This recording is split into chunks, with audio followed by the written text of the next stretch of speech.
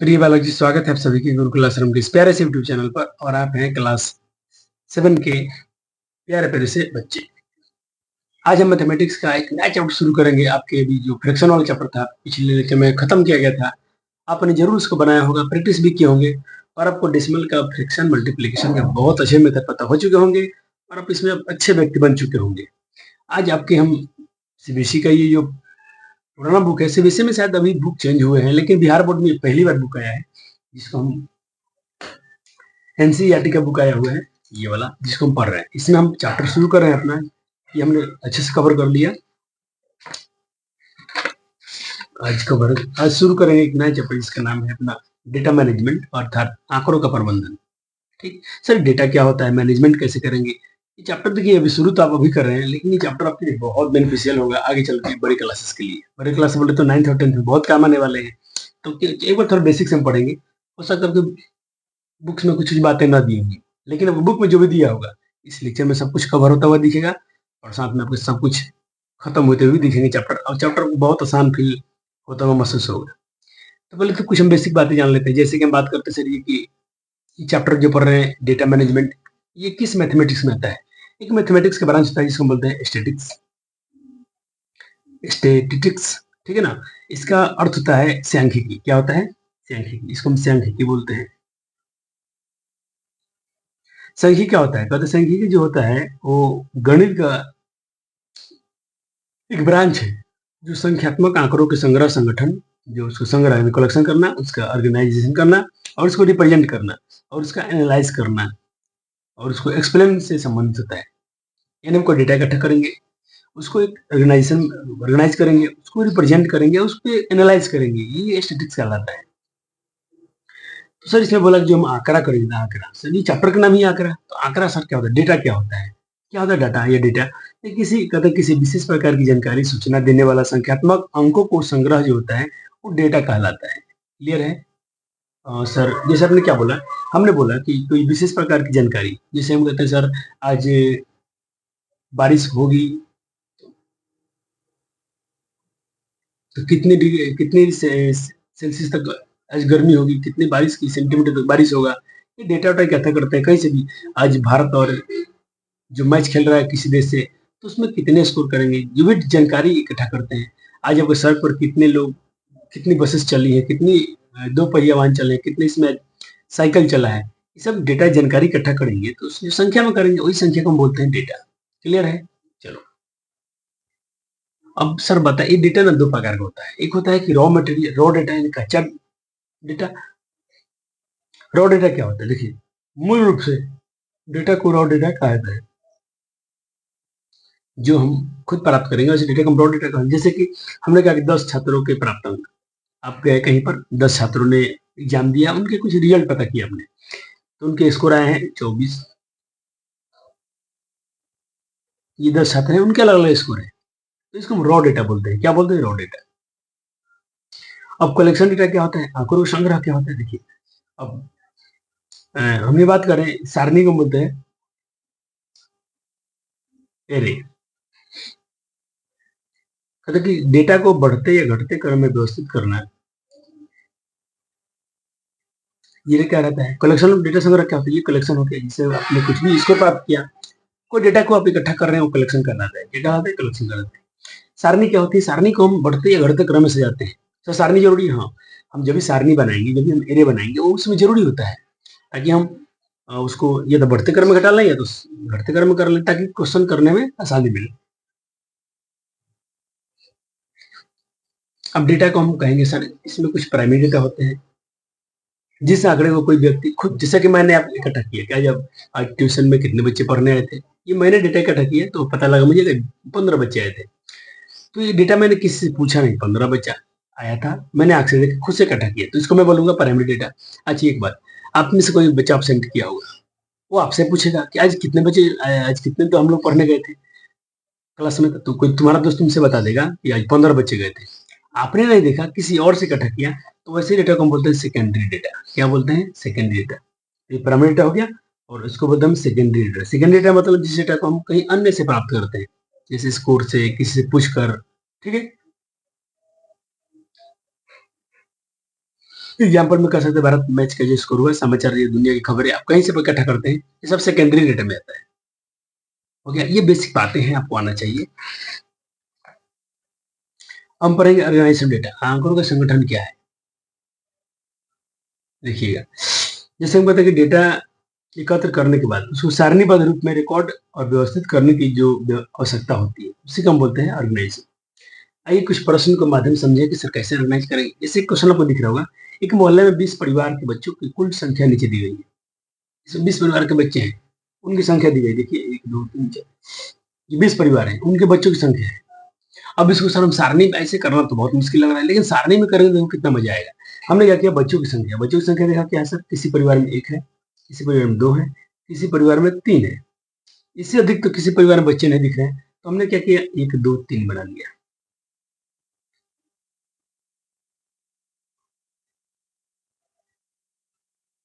Okay, चलिए अब हम इसमें करेंगे मिलान चिन्ह। मिलान चिन्ह को बोलते हैं टैली मार्क। क्या बोलते हैं, टैली मार्क। टैली मार्क कैसे करेंगे, हम देखेंगे एक बच्चे वाले कितने परिवार है, देखते हैं। एक बच्चे वाले 1 2 3 4 5 5 परिवार दिए। तो सर 5 को टैली मार्क में कैसे लिखते हैं, देखिए एक रूल सीखिएगा, छोटा सा रूल है, आपको आता भी होगा, टेंशन नहीं लेना। जैसे कि देखिए हमने लिखा 1 5 लिखना टैली मार्क में, कैसे लिखेंगे, 2 3 4, 4 तक कैसे लिखते हैं, 2 टैली मार्क में से लिखते हैं, ये 4 हो गया, ये 2 हो गया। 3 लिखना होगा तो हम 3 टैली मार्क में 3 डंटा पार देंगे, हो जाएगा। लेकिन सर 5 कैसे करेंगे, 5 को रिप्रेजेंट करने के लिए हम करते हैं 1 2 3 4 तक ही कर पाएंगे, और कैसे क्रॉस मारेंगे, ये 5 को दर्शाता है, किसको, 5 को। सर 8 लिखना होगा तो हम 8, ये 5 को दर्शाता है, 8 लिखना होगा तो 1 2 3 4 5, 5 हो गया, 3 और कर देंगे 6 7 8, तो ये दिखा रहा है किसको, 8 को। तो अब ऐसे आराम से कर पाएंगे मेरे ख्याल से। तो ये 5 को दर्शा रहा है। तो 2 कितने परिवार में, 1 2 3 4 5 6 7 8 9 10, 10 परिवार में 2 2 बच्चे हैं, 5 5 बच्चे हैं, सॉरी 2 2 बच्चे हैं 10 परिवार में।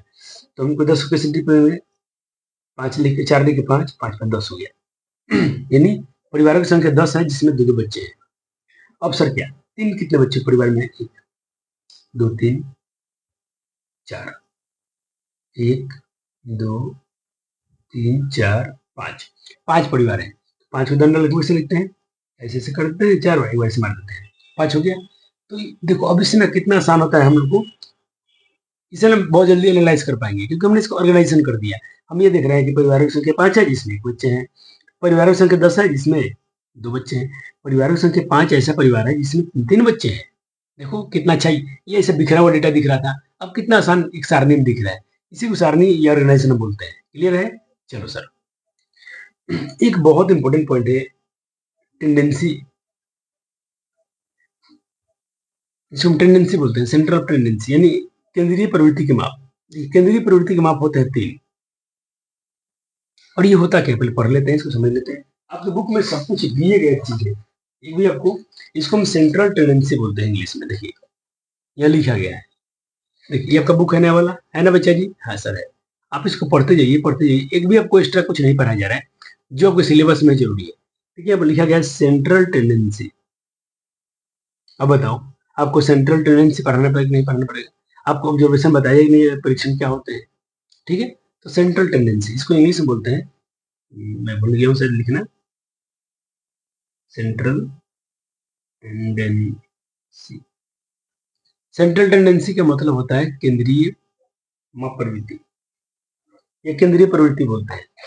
ये क्या होते हैं, कहते हैं ऐसे विभिन्न उपाय जो एक ही मूल्य के साथ साथ आंकड़ों के पूरे समुच्चय का वर्णन करने का प्रयास करते हैं, इसके वितरण के माध्य केंद्र का प्रतिनिधित्व करता है, उन्हें केंद्रीय प्रवृत्ति के माप कहा जाता है। ये 3 मुख्य माप होते हैं। इसमें आपसे क्वेश्चन बड़े क्लास में जाकर पूछ लेता है कि केंद्रीय माप की प्रवृत्ति कितने होते हैं, ये कौन कौन होता है। तो उसमें 3 चीज होती है, एक होता है मीन जिसे माध्य बोलते हैं, एक होता है मीडियन जिसे माध्य या माध्यिका बोलते हैं, और एक होता है मोड जिसे बहुलक बोलते हैं। हम 3 चीज पढ़ेंगे, मीन यानी माध्यिका, माध्य माध्यिका और बहुलक, 3 चीजें हैं। चलिए सर इन पर हम कुछ सवाल करते हैं। एक सवाल आपसे कर लिया जाता है बड़े क्लास में आकर कि निम्नलिखित में कौन केंद्रीय प्रवृत्ति की माप नहीं है। आपने क्या पढ़ा, 3 तो होता है, कौन कौन होते हैं, तो बच्चा जानता है कि माध्य होता है, माध्यिक होता है, बहुलक होता है। ये मानक विचलन तो नहीं होता, तो इसका आंसर क्या हो जाएगा? डी। इसका आंसर क्या हो जाएगा? डी ऑप्शन हो जाएगा। चलिए अब हम पढ़ेंगे यहीं पर जो माध्य आपने पढ़ा, आपने 3 चीज पढ़ना है, माध्य के बोलो। आज के लेक्चर में हम पूरे इसको कवर करेंगे, जिसको हम बोलते हैं arithmetic mean. Arithmetic arithmetic mean यानी जब अंगगणितीय माध्य को पढ़ेंगे, या जिसको हम समानांतर माध्य बोलते हैं या इसे माध्य बोलते हैं, इसको हम आज कवर करेंगे आज के लेक्चर में। सर इसको कैसे पहचानते हैं, मीन क्या होता है? देखिए मीन के लिए सरल सा डिफिनेशन है कि माध्य जो होता है कुल प्रेक्षणों का योग बटा कुल प्रेक्षणों की संख्या होता है। सर माध्य को डिनोट कैसे करते हैं? माध्य को डिनोट कहता है एक्स बार से, इससे एक्स बार एक से लिख देंगे, उसके माथे बार लिख देंगे, उसको कहते हैं माध्य।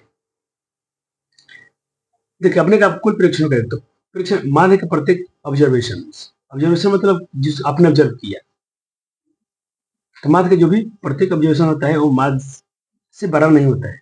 माध्य का प्रत्येक ऑब्जर्वेशन, माध्य जो होता है प्रत्येक ऑब्जर्वेशन से बड़ा नहीं होता है। जो भी मीन होगा, जो भी आप आंसर का मीन निकालेंगे, वो सारे ऑब्जर्वेशन से बड़ा नहीं होता है। सबसे माध्य प्रत्येक ऑब्जर्वेशन से छोटा भी नहीं होना चाहिए। छोटा होगा अनिवार्य नहीं है, छोटा होगा अनिवार्य नहीं है। देखो माध्य ना सारे ऑब्जर्वेशन से बड़ा हो सकता है, ना सबसे छोटा भी हो सकता है, उनके बीच में आता है। किस में आता है? उनके बीच में आता है, इसलिए इसका नाम है माध्य, मिंद माध्य, मध्य मध्य बीच में। क्लियर है? एक क्वेश्चन करते हैं बच्चे, जिन पर हम सवाल आपसे पूछेंगे, find the mean of the number of 7 6 8 9 5 4 3। Sir अब तो बुक नहीं पढ़ा रहे हैं बच्चा जी, बुक पढ़ाएंगे, परेशान मत होइए।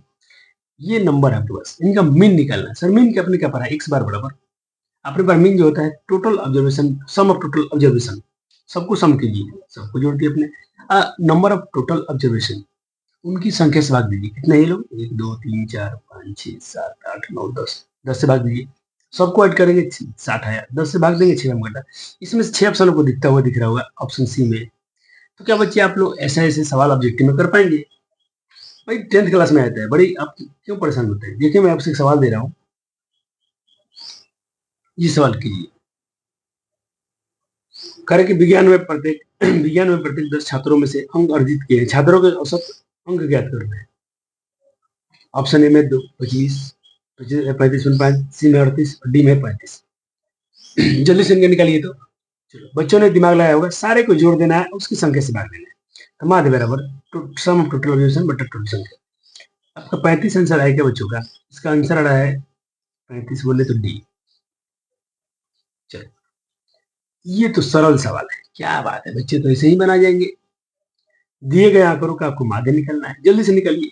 कुल आंकड़ों का एक बटा कुल आंकड़ों की संख्या, तो 5 1 6, 6 में 3 से भाग देंगे, 3 दूने 6, ऑप्शन बी इसका आंसर आ जाएगा। सर परिसर क्या होता है? रेंज क्या होता है? देखो रेंज होता है difference between the highest and lowest values of the data is called range.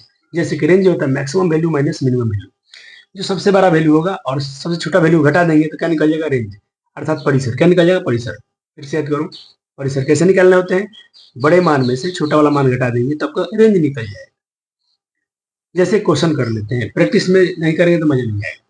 आइए एक सवाल बनाते हैं, करे कि आंकड़ों का परिसर क्या थी।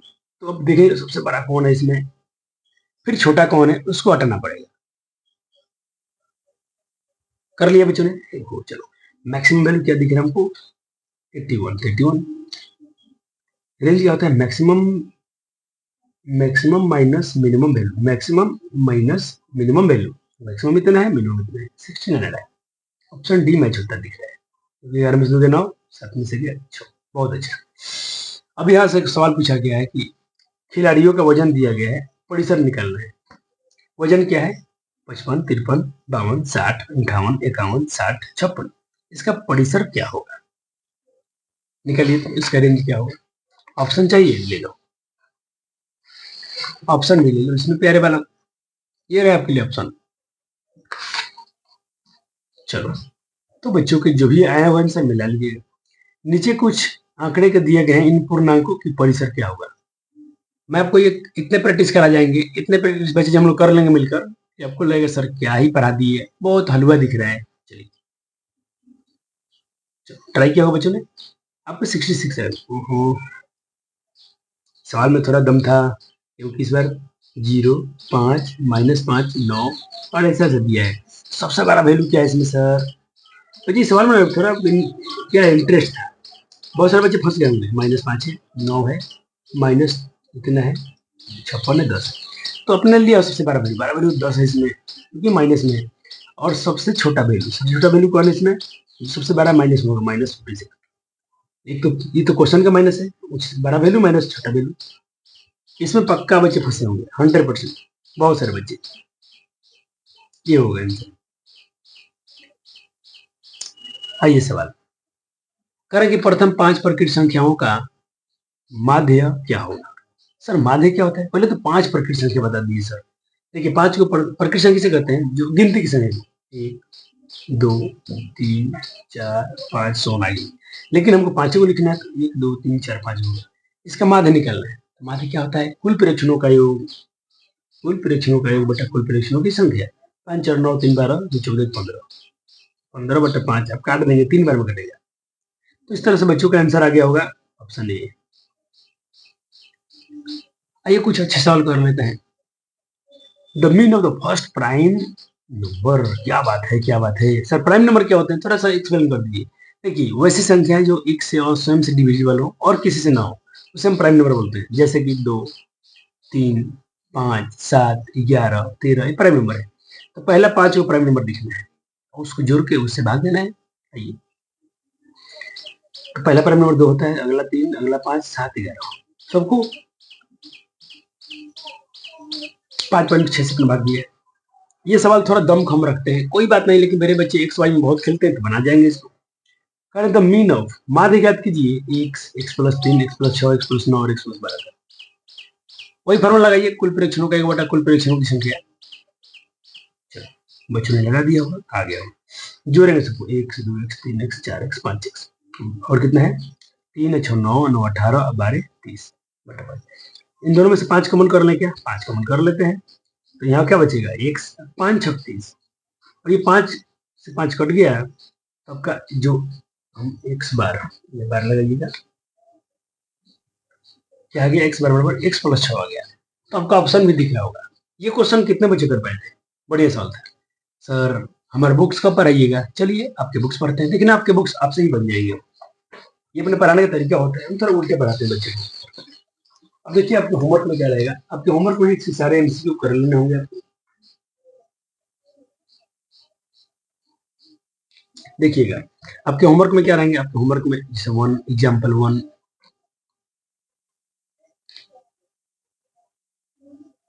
और एग्जाम्पल 2, ये सारे एग्जाम्पल कर लीजिएगा, आसान होता है। हम ये करेंगे, पहला सवाल इसमें प्रयास कीजिएगा, ये सवाल नोट कीजिए, तो प्रयास कीजिए 1/2 1/3 के बीच कम से कम 5 संख्या ज्ञात कीजिए। सर बीच की संख्या से निकालते हैं, औसत माध्य से निकालना है, क्योंकि चैप्टर में औसत एवरेज मीन पढ़े हैं।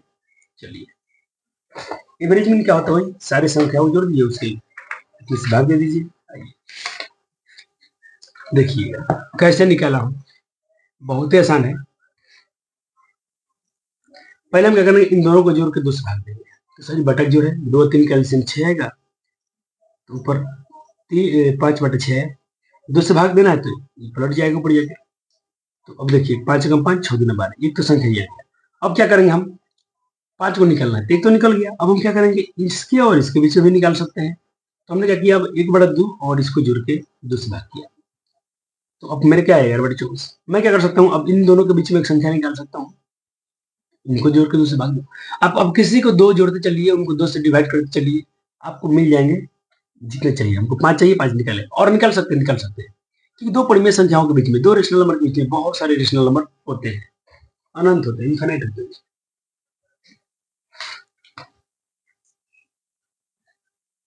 फिर अब एग्जाम्पल 3 बना लीजिएगा, इसके बाद उदाहरण 3 कर लेना है। लेकिन ये मैं इसलिए दे रहा हूँ कि तो ऑलरेडी सॉल्व हो चुका है और आपसे बन जाएगा। एग्जाम्पल 3 कर लिए, इसमें 3 सवाल थे, फिर तीनों की सॉल्व भी किया गया, आप देख सकते हैं। आइए प्रश्नावली में चलते हैं। तो पहला प्रश्नावली सवाल हम नहीं करेंगे, क्योंकि ये एक्टिविटी है। आपको अपने स्कूल में 10 बच्चों से मिलना है, उनकी ऊंचाई नापना है आपको, फिर उसका परिसर निकालना है। तो ये आपके निर्भर करता है, अपने छात्रों का, अपने दोस्तों का वो हाइट पूछ लीजिएगा, जिसका बड़ा होगा, जिसका सबसे कम होगा हाइट, उसको घटा देंगे तो रेंज निकल जाएगा। हम चलिए 2 नंबर सवाल बनाते हैं। 2 नंबर सवाल को देखिए, पढ़िए, समझिए और नोट डाउन भी कर सकते हैं अपने नोट्स में। सवाल लिख लीजिए, समझ लीजिए। समझ लिया आपने।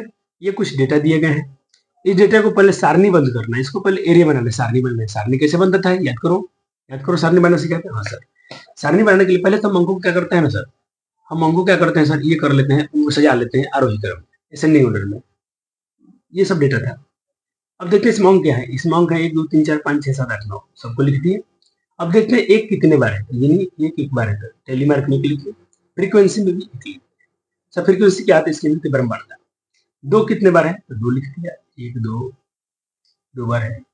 अब 3 है, 3 देखो सजाने से क्या फायदा मिला, जल्दी मिल रहा है। 3 कितने बार है, 1 बार है। 4 कितने बार है, 1 2 3। 5 कितने बार है, 1 2 3 4 5। 5 तो 5 बार है, तो 5 को टेली मार्क में कैसे लिखते हैं, ऐसे करके ऐसे करके। क्या आपने सारणी बनाना सीखा था कि नहीं, सीखा था। ये आपका आंसर हो गया, सारणी बन गया, सारणी भी व्यवस्थित हो गया। अब सवाल का जवाब देना है। अब ये जो सवाल पूछा है, इन्होंने पहला प्रश्न क्या पूछा है, पहले तो सारणी बन गया इनका, इस सवाल का जवाब मिल गया, सारणी बंद कीजिए, हमने सारणी बना दिया। अब इस सवाल को नोट कीजिएगा, सबसे बड़ा अंक कौन है इसमें सारणी में, इस डेटा में।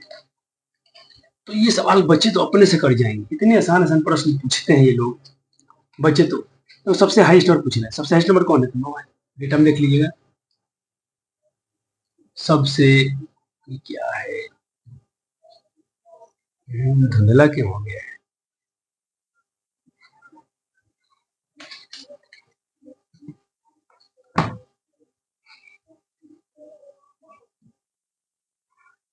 चलो क्लियर हो गया, सबसे बड़ा अंक कौन है, हो गया। दूसरा कौन है, which is the lowest number, सबसे छोटा अंक कौन है। आपके सवाल हिंदी में पढ़ लीजिए, अब छोटा अंक पूछा गया दोनों में, बताओ सवाल में छोटा अंक कौन है, 1 था, बहुत अच्छा। तीसरे सवाल के साथ इसका परिसर क्या होगा, इस what is the range of data, इस आंकड़े का परिसर क्या होगा। परिसर का फॉर्मूला क्या होता है, maximum value minus minimum value. 9 में से 8 हो गया। सर इसका क्या पूछेगा, इसका अंक गणितीय माध्य कीजिए, अरिथमेटिक मीन। अरिथमेटिक मीन क्या होता है, कुल परीक्षणों का 1 बटा कुल परीक्षणों की संख्या, सबको जोड़ दीजिए और उतने से भाग दे दीजिए। तो 20 थे तो 20 से भाग दे दिया, 20 संख्या था, 20 को जोड़कर 20 से भाग दे दिया। सबको जोड़ेंगे तो 100 आएगा, 20 से भाग देंगे तो 5 बार में कट जाएगा। कितने बार में, 5 बार में। तो मेन भी आ गया, इनके सारे प्रश्नों का उत्तर हो गया। बच्चे में क्या कहना चाहता था, ये सवाल देखिएगा, हमने इनके सारे क्वेश्चन का आंसर कर लिया, नंबर 2 नंबर का, 3 नंबर का, 4 नंबर का। आइए सर, अब ये क्वेश्चन आप जल्दी बनाइए खुद से। प्रथम 5 पूर्ण संख्याओं का माध्य कीजिए। 3 नंबर सवाल का हल कीजिए तो जल्दी से, बच्चे ने कर भी लिया होगा। आइए सर मिला लेते हैं। तो पहले बच्चों को मैं ये बता दूं कि सर पूर्ण संख्या किसे कहते हैं। सारे संख्या मैं पढ़ाया हूँ छोटे क्लास में। पूर्ण संख्या होता है 0 शुरू होता है, 0 1 2 3 4 अब चले जाए। प्रकृत संख्या के पहले 0 लगा लीजिए, वो होल नंबर होता है। तो इस बार इंग्लिश में फॉर्मूला लिख दिया, sum of total observation upon number of observation, यानी कुल परीक्षणों का 1 बटा कुल परीक्षणों की संख्या, ये मीन का फॉर्मूला होता है। सबको जोड़ दीजिए, तो 5 को मेरा पूर्ण संख्या होता है 0 1 2 3 4, सबको जोड़ के भाग देंगे 5 से, कटेगा 2 बार में, आ गया। चलिए सर 4 नंबर सवाल एक बार देखते हैं क्या है।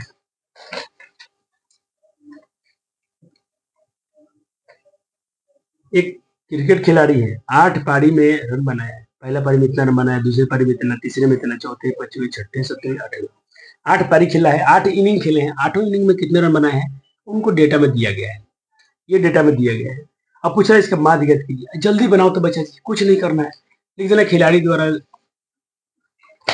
उसका माध्य निकालना था, कुल परीक्षण का 1 बटा कुल परीक्षण की संख्या लिख देंगे। चलो लिखते हैं, आप लिखेंगे कुल परीक्षणों का 1 बटा कुल परीक्षण की संख्या, सबको जोड़ दीजिए और भाग दे दीजिए, आपके आंसर आएंगे 50.625। इसको एवरेज में लिया जाए तो हम 85 बोल सकते हैं, या 50.51 बोल सकते थे। चलो तो इसको मैंने 85 आपके बुक में दिया गया है, आपका आंसर ये भी हो जाएगा, ये भी हो जाएगा। 5 नंबर क्वेश्चन देखेंगे। 5 नंबर सवाल लिखिए, कहते हैं एक सारणी दिया गया है, खिलाड़ी ए कितना खेल खेला, 1 2 3 4, लिखा भी है कि प्रत्येक सारणी में प्रत्येक खिलाड़ी 4 मैच खेले हैं और कुछ अंक अर्जित किए, कुछ रन बनाए हैं। आप इनका ना जो सवाल पूछेगा उसका जवाब दीजिएगा।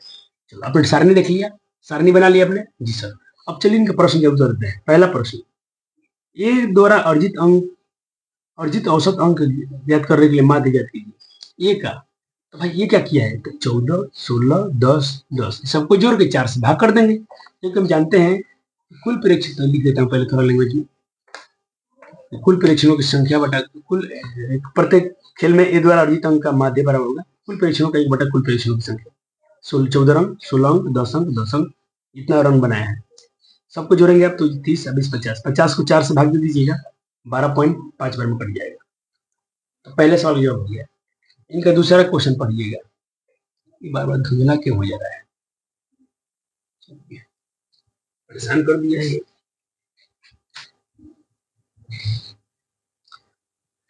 चलो दूसरा सवाल तो ढंग से पढ़ते हैं। सी द्वारा, ये सी का पूछ रहा है, बी का नहीं, सी का, सी का, इसका खेल। सी द्वारा अर्जित अंक का माध्य ज्ञात करने के लिए कुल अंकों को 3 से भाग देंगे या 4 से। देखते हैं। सी खेला एक अंक, एक पारी खेला है, 2 पारी खेला है। खेल 3 में तो खेला ही नहीं है, खेल 4 खेला है, तो भाई जितना खेला है उतना ही से भाग देंगे। 1, 2, 3, 3 से ही भाग देंगे। कितने से भाग देंगे? 3 से। तो हम लिख देंगे इनका आंसर कि भाई सी द्वारा अर्जित अंक का माध्य ज्ञात करने के लिए हम 3 से भाग देंगे, क्योंकि 3 ही मैच खेला है, चौथा मैच तो खेला नहीं हो सकता। तो जब भाग ही नहीं लिया खेल में तो उसका कैसे निकालेंगे। बी के अब चौथा सवाल, तीसरा सवाल देखिएगा। बी ने सभी चार मैच खेला है, आप उसके अंकों को माध्य किस प्रकार ज्ञात करेंगे।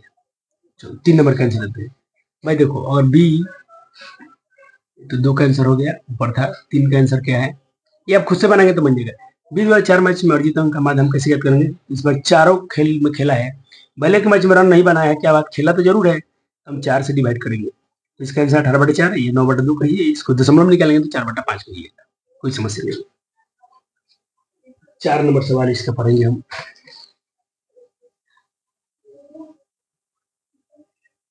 एक एक सवाल लिखना है, उसको सॉल्व भी करना है। चलिए मैं थोड़ा सा लाइट ऑन कर लेता हूँ ताकि आपको अब कैमरा सही दिखे। चलिए 4 नंबर सवाल, किसका प्रदर्शन सबसे अच्छा है। तो ए वाले का, ए ने अच्छा रन, देखिए मालूम चलता है ए अच्छा रन बनाया, 14 रन, 16 रन, 10 रन। बी तो भाई में रन बनाया, में रन नहीं बनाया। सी तो एक मैच नहीं खेला है, तो सबसे ज्यादा रन इसी का रहा है। इसका खिलाड़ी ये का, किसका प्रदर्शन अच्छा पूछा है, तो लिख देंगे भाई खिलाड़ी ये का प्रदर्शन अच्छा है। ये पूछते क्यों अच्छा है, तो हम ये कहते क्योंकि उसने अच्छा स्कोर किया है। आइए चलते हैं हम सवाल नंबर 6 के पास। विज्ञान की परीक्षा हुआ है, 100 में से कुछ विद्यार्थियों ने 85 इतने अंक प्राप्त किए हैं। सवाल पूछा गया है, आप आंसर दीजिएगा। पहले सवाल नोट कीजिए, अब एक लिखिए। पहले सवाल हो गया यहाँ से यहाँ तक। अब लिखिए एक लिखने के बाद लिखिएगा उसका हल।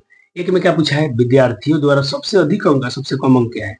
तो पहले ना इनको सारणी, पहले तो मैं सजा लेता हूँ बढ़ते और घटते, बढ़ते क्रम में, ताकि आपको अच्छा लगे। जी ना, बहुत चमकते हैं, इसलिए लाइट बंद करना पड़ता है। बंद करता हूँ तो अंधेरा दिखता है, कोई बात नहीं, अंधेरा ही सही।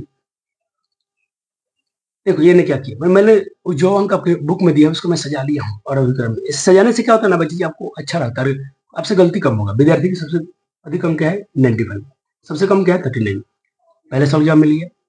दूसरा क्वेश्चन इसका नोट कीजिएगा। दूसरा सवाल अपने बुक में देखिए, बुक लेके बैठना है। दूसरा सवाल क्या है, जो इनका, इसका आंसर हो गया प्राप्त अंक का परिसर निकालो। परिसर कैसे निकालते हो, सबसे उच्चतम मान माइनस न्यूनतम मान, हो गया। तो प्राप्त अंकों का परिसर 2 का आंसर हो जाएगा। ये परिसर है, उच्चतम मान माइनस न्यूनतम मान, 56 आ गया। थर्ड क्वेश्चन इनका है, सबका माध्य कितना आएगा। जितना ये रंग प्राप्त किया है बच्चा मिलकर सब, सबका मीन क्या आएगा। तो मीन में क्या करो, सबको जोड़ दो, सारे विद्यार्थियों के नंबर को जोड़ कर और उनकी संख्याओं से भाग दे दो। सब जोड़ दिया हूँ, 39, 48, 56, 75, 76, 81, 85 अंक, 85 अंक, 3 बार 85, क्या हो, 85 दो बढ़ता है, अच्छा 81 है ना, क्या गलत कर दिया, एक बार हो जाइए। 1, 2, 3, 4, 5, 6, 7, 8, 9, 10, ज्यादा लिख दिया हूँ। एक सेकंड रुकिए बच्चा, थोड़ा इसको डेटा को सुधारना पड़ेगा मुझे, क्या क्या मैं ला लेता हूँ। 39 को 1, 2, 3, 4, 5, 6, 7, 8, 9, 10, 10 विद्यार्थी है। 39, 48, 56, 75, 76 प्लस 81, 85, 85, दोबारा 85, 85 हो गया, बहुत अच्छा। प्लस 90 नंबर, बिल्कुल, प्लस 95 नंबर, हो गया सर। सबको जोड़ लेते हैं एक बार, 5, 5, 10, 15, 16, 16, 7, 23, 5, 28, 28 से 34, 34, 8, 34 8 हो गया 42, 42 से 9, 9 8 17, 17 6 23, 23 5 28, 28 34, 34 1 35, 40 45, 5 50 हासिल 5, 9 9 18, 18 और 8, 18 8 26, 8 34, 34 8, 34 8 34 8 42, 42 से 7, 49 49 7,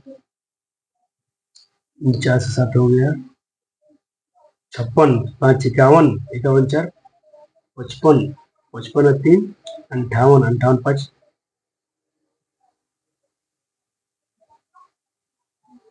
क्या गलत है 9 18, 18 8 26, 26 8 34,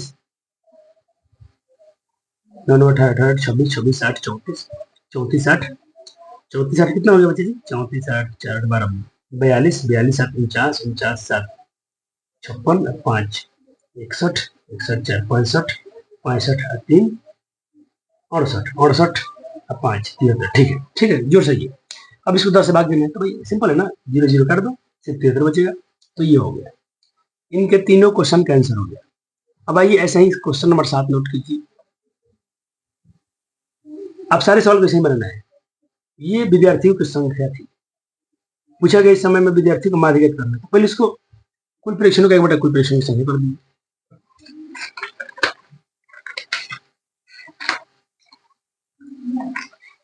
तो 7 नंबर का मैं होमवर्क में छोड़ रहा हूं, हो गया। देखिए 6 नंबर का मैं छोड़ दिया हूं, आपको क्या करना है, सारे उनको प्रेक्षणों को जोड़ देना है, उनके प्रेक्षणों से भाग, जितने लोग हैं भाग देना है। भाग कितने से देखिए तो आसान है, 1 2 3 4 5 6, 6 से भाग देना है और सबको जोड़ देना है, ये काम आप कर लीजिएगा। चलिए 8 नंबर क्वेश्चन में चलते हैं। देखिए अभी बारिश हो ही भी रहा है, मतलब कि कुछ दिन है नगर में बारिश हुए हैं, सप्ताह में 7 दिन, जैसे कि सोमवार को बारिश हुआ 0.0, बारिश हुआ ही नहीं है, मंगलवार को बारिश हुआ इतना, बुधवार को इतना, बृहस्पति को इतना, शुक्रवार को इतना, शनिवार को, रविवार को। ये बारिश नहीं है, किसमें बारिश हुआ है, मिलीमीटर में हुआ है, एमएम का मतलब होता है मिलीमीटर में हुआ है, ठीक है सर।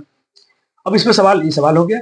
अब इसमें सवाल है 1 2 3, तीनों के जवाब देने थे। पहले सवाल प्रश्न नोट हो गया, चलो पहले सवाल जवाब देते हैं। उपरोक्त कार्य में सबसे परिसर क्या है, इसका परिसर निकालना है। तो परिसर क्या होता है, उच्चतम मान माइनस न्यूनतम मान। उच्चतम मान क्या है, सबसे बड़ा वैल्यू क्या है, शुक्रवार। सबसे न्यूनतम तो 0 है, तो घटा लो उसमें से। 8 का एक कैंसर देखते हैं, 8 का एक कैंसर हो जाएगा, तो उच्चतम में से न्यूनतम घटाएंगे तो भाई यानी इसमें 0 घटाओ तो कोई फायदा तो होगा ना, इतना ही होगा। ये कैंसर हो गया। चलिए दूसरा क्वेश्चन, बोला नहीं चैप्टर बहुत ईजी है। कर इस सप्ताह में माध्य वर्षा ज्ञात कीजिए, माध्य निकालने के लिए बोल रहे हैं, माध्य मतलब वही मीन निकालना है। तो मीन क्या होता है, कुल परीक्षणों का 1/, कुल परीक्षणों की संख्या। सबको जोड़ दीजिए, उतने से भाग दे दीजिए। देखा भाग देंगे तो इसका आंसर आएगा 5.9, कितना आएगा 5.9। तीसरा प्रश्न देखते हैं। तीसरा प्रश्न है इसका, कितने दिन वर्षा का माध्य वर्षा से कम है। माध्य वर्षा कितना है 5.9, अब 5.9 से कितने दिन कम कम बारिश हुआ है, तो 5.9 से बारिश यहाँ भी कम हुआ है, यहाँ भी कम हुआ है, यहाँ भी हुआ है, यहाँ 1 दिन 2 दिन 3 दिन 4 दिन 5 दिन, 5 दिन मीन से भी कम हुआ है बारिश। देखो तो लिख देंगे 5 दिन, माध्य वर्षा से भी बारिश कम हुआ है। माध्य वर्षा कितना था 5.9, 5.9 से 5 दिन कम हुआ है, बारिश से कम वर्षा हुई है। इस तरह से आपके 8 नंबर के सारे क्वेश्चन का सोल्यूशन हो गया। 9 नंबर क्वेश्चन आप चाहेंगे तो खुद से भी कर सकते हैं, फिर भी ये सवाल है, 10 लड़कियां हैं, इनकी हाइट दी गई है, ऊंचाई दिया गया है, लंबाई दिया गया है। अब पहला सवाल पूछा गया है, सबसे लंबी लड़की की लंबाई क्या है, सबसे लंबी लड़की की लंबाई क्या है, यानी सबसे लंबा कौन है, सबसे बड़ा वैल्यू होगा। सबसे लंबी हमको दिख रही है 151 सेंटीमीटर वाली, उसका आंसर हो गया, एक का आंसर हो गया। भाई आपको क्वेश्चन भी लिखना है, मैं क्वेश्चन नहीं लिख पाया हूँ, समय कम था इसके लिए। आप क्वेश्चन लिख के उसके नीचे आंसर बनाएंगे। अब 2 नंबर क्वेश्चन नोट कीजिए, सबसे छोटी लड़की की लंबाई क्या है, तो 2 नंबर सबसे छोटी, अब देख आप तो खुद से देखिए ना, 128 आएगा। सर कैसे समझ में आएगा, अरे भाई डेटा देखिए, सबसे लंबी लड़की कौन थी, तो इस आंकड़ा में सबसे बड़ा कौन है, 151 है, छोटा लड़की कौन है सबसे, ये है 128 वाली, उसकी ऊंचाई कितना है, हाइट 128 सेंटीमीटर है। अब तीसरा क्वेश्चन नोट कीजिए, तीसरा क्वेश्चन है कि जो लड़की की लंबाई है इनका परिसर निकालो। परिसर मतलब रेंज निकालिए, रेंज का फॉर्मूला क्या होता है, बड़ा में से छोटा घटा लीजिए, बड़ा वैल्यू कितना है 151, 23 आ गया। अब चौथा क्वेश्चन तो पूछा गया है, माध्य निकालिए। तो माध्य तो आप जानते ही बच्चे क्या होता है, कुल प्रेक्षणों का योग बटा कुल प्रेक्षणों की संख्या। सबकी हाइट जोड़ दीजिए, सबको जोड़ दिया हूँ और 10 से भाग दो, 10 लड़कियां है, 10 से भाग दो, इतना आएगा। अब आखिरी क्वेश्चन है इस पर, कितनी लड़कियों की लंबाई माध्य से कम माध्य से अधिक है? माध्य कितना आ गया है? 141 पंचर 141 सेंटीमीटर से अधिक लंबी कौन कौन लड़की है? 141 से अधिक कौन, एक बार डेटा में चेक कर लीजिए, चेक कर लेते हैं। 141 से कौन बड़ा है? एक ये हो गया, 141 सेंटीमीटर से ये बड़ा है, यही बड़ा है, 2 हो गया, 3 4 5, ये तो 141 में 4 छोटा है। तो 5 लड़की जो है अपने मीन, जो उनका मीन आया उससे बड़ी है, तो उसका भी आंसर 5 हो गया। कौन कौन है? 1 2 3 4, ये हाइट से ये वाली लड़की है। अब देखिएगा, यहाँ पे मैं बोल देता हूँ थैंक यू। क्या बोलता हूँ? Thank you. क्यों बोलूंगा थैंक यू? क्योंकि मैं एक लेक्चर में आपको एक चैप्टर करा दिया हूँ, इसमें थोड़ा समय लगा क्योंकि इसमें बेसिक बात भी था। लेक्चर 2 आएगा और लेक्चर 2 में समझिए क्या होगा, हम पढ़ेंगे वहाँ पर मोड के बारे में। क्या पढ़ेंगे? बहुलक के बारे में। आपके बुक में हिंट्स देख लो, बहुलक। हमने पढ़ा केंद्रीय माप की प्रवृत्ति 3 होते हैं, माध्य, माध्यिका, बहुलक। आज माध्य खत्म हो गया, एक लेक्चर में बहुलक माध्यिका बहुलक हो जाएगा, फिर माध्य जो सिलेबस आपके है सब करा देंगे हम। उसके बाद ग्राफ रफ दिया है कि नहीं, सिलेबस तो कुछ रिड्यूस हुआ है पहले से, नहीं ग्राफ पढ़ना है, बार ग्राफ है। चलो ठीक,